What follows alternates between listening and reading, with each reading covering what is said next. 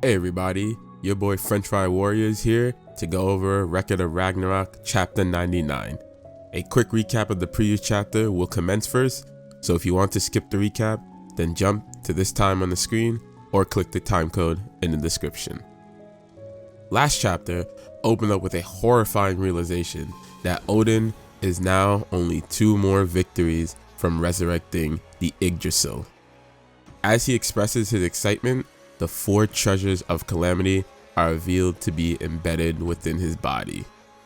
Geir quickly summarizes what Siegfried and Nostradamus told her, followed with Sig adding that thanks to Odin discovering his Gram sword, locating the other treasures was very easy for him. He lists all the 4 treasures in Odin's possession, leaving Geir with the dreadful thought that Odin already completed his goal. Nostradamus steps in, revealing that Odin still needs 2 additional elements, the Water of Life and the Primordial Vessel.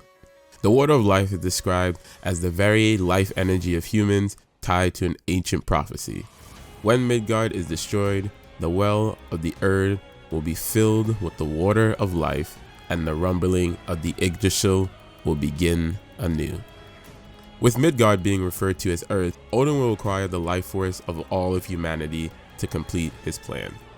This explains why he was supporting the extinction of humanity during the voting process, and why he was furious when Brunhild sabotaged his goal, pointing to the idea of her being aware of his plans.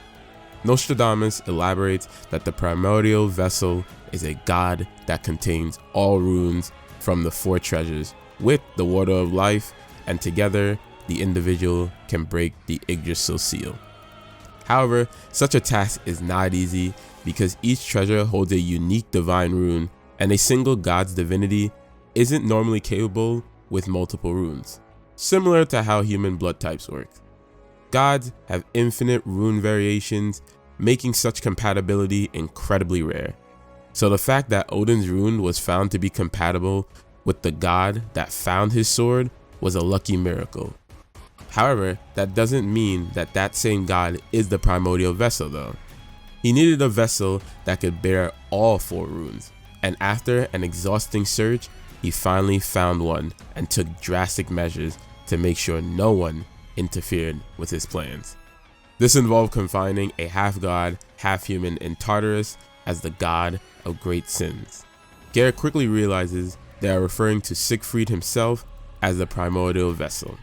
If the gods win Ragnarok, humanity will be sacrificed, the water of life will enter Siegfried, and the seal will be destroyed. Odin views Siegfried as a precious asset, which is why he assigned Nostradamus as his physician.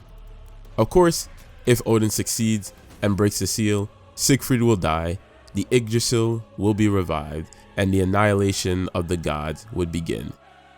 Hearing all this, Geir understood Brunhild's reasoning for all of this. She did this to save humanity, the gods, and Siegfried.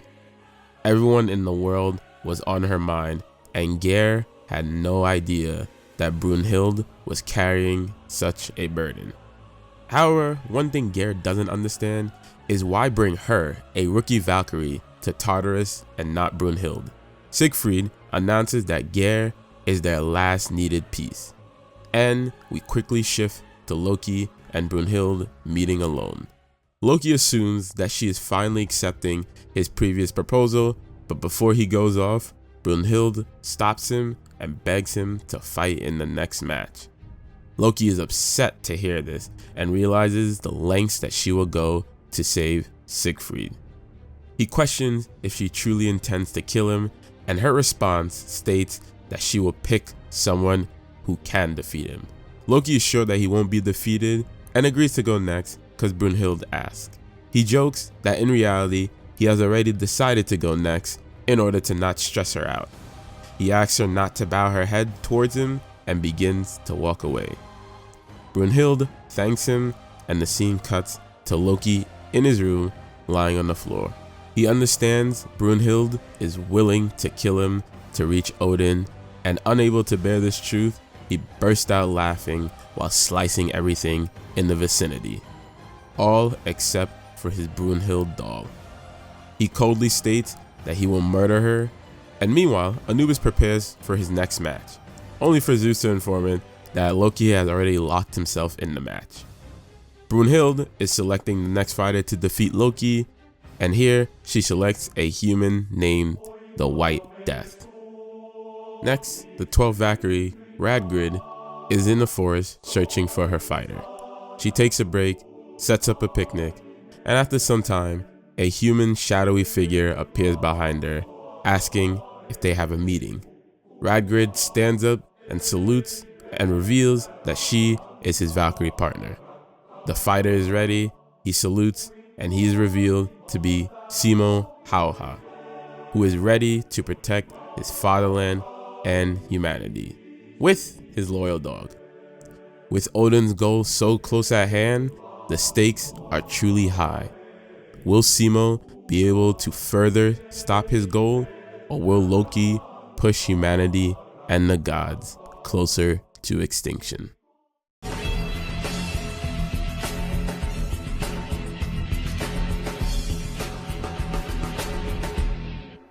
This month's Juchi chapter opens up with Heimdall soaring above the giant monitor located in the arena. He announces the deadlock between the gods and humanity, 5-5, leaving a maximum of only 3 matches left. The sun rises outside the arena, and in the background, we can see a vast snow-covered forest. Heimdall begins Simo's introduction as he walks through the snowy winds, stating he has been entrusted with a great responsibility for humanity. As Simo and his dog approaches, it is revealed that during the Winter War in 1939, the Soviet army had commenced the invasion of Finland.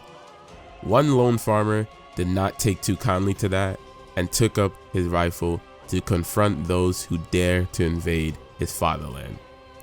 To protect the gorgeous forest and lands, he greeted the invaders with gunfire, stopping the invasion of 1 million Soviet soldiers using nothing but bullets and fear. At the Kola River defense line, 30 men had repelled 4,000 Soviet soldiers, and during both battles, Simo had 100% accuracy. Any target in his sight is guaranteed to get hit and fall. He alone spilled the blood of 542 people onto the snow, earning the title of the strongest sniper in humanity's history. He is known as the White Death, and Simo enters and stands tall. He tells his dog to wait and that he'll be right back while petting the good boy. The audience watches Simo walking using the monitor, and the god spectators take note of the snow, wondering what place they're fighting at. Some soldiers recognize that beautiful birch forest is none other than their fatherland, the Finnish forest. Round 11 is the first round ever to feature an outdoor field, completely untouched by the outside world and surrounded by some veil-like barrier. Thanks to divine power, even the weather was reproduced and can change drastically from moment to moment. Battle details will be captured using a robotic bird's eye camera, and robotic animals will be collecting the audio sounds. Finally, any situation will be viewable using the multi-vision monitor showing many POVs. Surprisingly, the one who requested this arena wasn't Simo, and the scene quickly switches as Heimdall announces the 11th fighter for the gods. The music begins to play, and the human spectators realize that Ride of the Valkyries by Wagner is playing right now. Heimdall states that this Norse god is the most wicked and malevolent god who confuses, deceives, and tricks other gods. His desire is nothing but pure chaos and craves the destruction of the world. Being the mysterious shape-shifting jester, he ascends onto the stage while dancing. Aphrodite enjoys his dance, while Shiva begs to differ and sees that they have different tastes. He, who is known as the evilest trickster in the world of gods, Loki, reveals himself and finishes his intro. He smiles at everyone while the god spectators feel his sinister aura and are terrified to know what demise will meet the human. Forseti, last seen from round 1, is also terrified to see Loki fight, as he feels disaster will strike again. Ares questions Loki's decision to choose an arena that benefits Simo. However, Hermes argues that Loki probably didn't pick this arena to put himself at a disadvantage. There is most likely some intention behind his choice. Ares comments on how Loki is such a strange god, and Zeus agrees. However, Zeus does know that Loki's strength is on a different level. He explains that even if the enemy's combat strength is far greater than Loki's, somehow Loki is always the one left standing at the end of the fight. Ares recognizes that Zeus is actually correct. If Thor is the supreme warrior of the Norse gods, then Loki is the faceless assassin. Brunhild calls his name and seems a bit nervous, then realizes that Geir is actually missing. We zoom in the mountains and see Simo is setting up his shot and sight on Loki, who has Heimdall's megaphone. Loki asks if Simo feels any nostalgia being in a similar hellish battlefield like back then. Loki then tells him not to worry though, cause it'll all be over soon, as a black-like smoke appears from his hands. The smoke shrouds him in darkness. Simo continues to watch on as some figures begin to emerge. Next, it is revealed to somehow be Heracles, Odin, and Thor all together with Loki. Everyone gives a shocked expression and ponders what the hell is going on. Loki feels bad for Simo, but he knows that he cannot die yet, and states that's why Simo is the one who will be dying, ending the chapter as he sends the 3 after him. Wow, even though this chapter was a little short, this was some heat, and there wasn't even any fighting. So, first thing, like round 10, I love this new arena. By far, the most beautiful and creative arena yet. It was genius to also have it outside the arena, and then putting a giant monitor to give multiple points of view is such a big brain move. Best part is it's a snowy forest that's really large. So hopefully the author puts this arena to great use like Jack did in London, and it does seem like both Loki and Simo will benefit from this environment. So I'm really hyped to see what the two come up with. Please, I beg of you, don't let this be another waste like round 10 arena. I really want to see the weather change like they mentioned and have a genuine effect on the battle. Loki, brother, you requested this arena, so I'm trusting you to bring this W for me. If you take an L because of the arena you chose, then I'm gonna have to clown on you. Like me, Zeus is confident in Loki's decision, as he's always the last one standing, even if the enemy's combat strength is greater. Now, I want Loki to win, but brother Zeus, that statement means nothing to me, simply because to win a battle obviously requires more than combat strength, and where I think Simo will trump over Loki is possibly in his intelligence.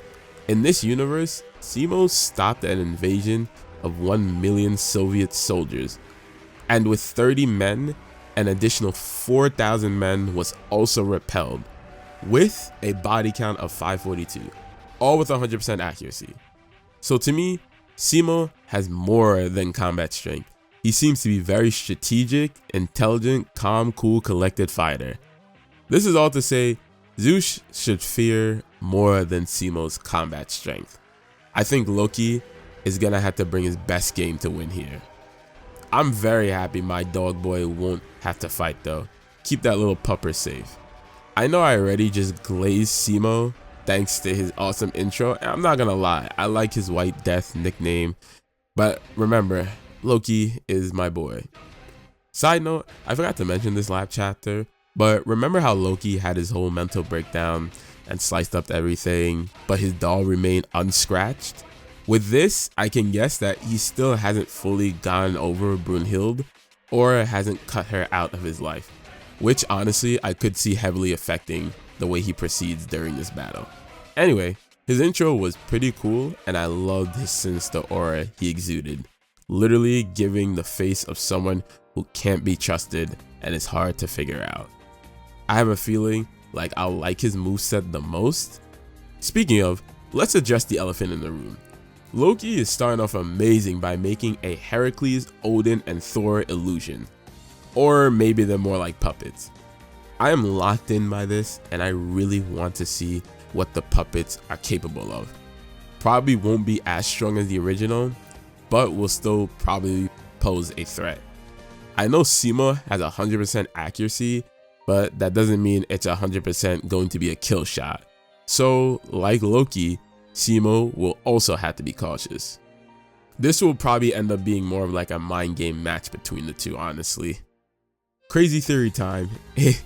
If Loki wins, I feel like it'll be due to him, making an illusion of himself and catching Simo off guard, leaving his guard open for the killing blow. Or Simo will see right through it and blast Loki in the head like that Odin fan art. Anyway, I can't wait to see him pull out those chains again, and I really want to see what devious tricks he cooks up. Both intros were great. Simo already has the man in his sights far away, which is funny because this is the first match where the fighters don't even see each other like face to face up close. And Heimdall didn't even announce a fight yet. Loki just came and took over. But I digress. Last thing I have is I'm surprised Forseti is back, and I saw massive amounts of hate that he got, but honestly I never really cared for him, honestly. With that out of the way though, y'all are free to go. Thank you for watching my video. Let me know your thoughts in the comments. I have been liking the discussion so far, so let's keep that up, but please keep it cordial. Stay safe out there, be good people. Peace.